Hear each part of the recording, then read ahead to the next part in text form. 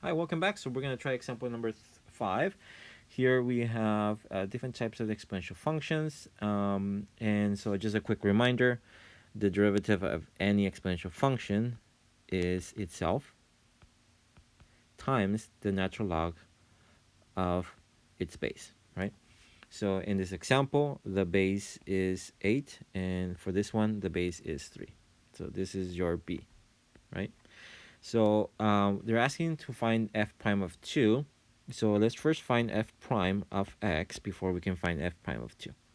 So we need to find f prime of x, and the derivative of f of x is going to be itself because it's an exponential, but we gotta multiply by the derivative by the natural log of its base, which in this case 8.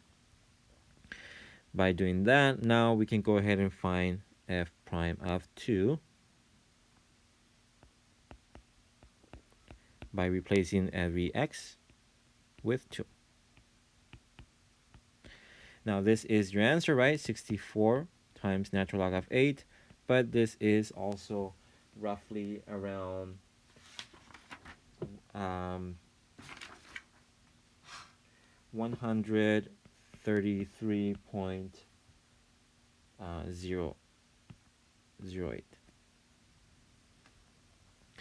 And then the next one is we're asked to find g prime of 2.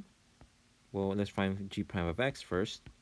This is going to be the derivative of g is going to be itself because it is an exponential times the the natural log of its base. So that's your derivative. To find g prime of 2, we have to now replace every x with 2 multiplied by the natural log of 3. This is going to be roughly 9 times natural log of 2. And this will give us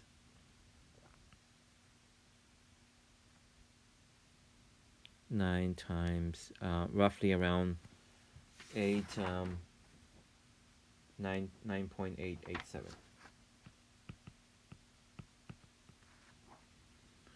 And which one is higher? Well, it seems in this example, it seems that has a higher rate is f of x has a higher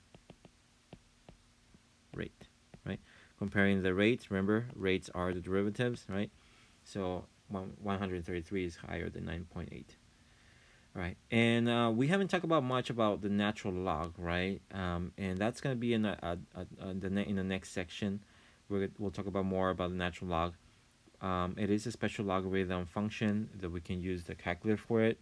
We'll talk about more in specific what are the benefits and what can we do with it. But at some point, we also want to talk about is that the fact that this is a function, right? And so these two values cannot be multiplied to each other, right? So there's an order operation. First, you gotta take the natural log of 3 before you can multiply it by this number, right? Or in other words, first you gotta take the natural log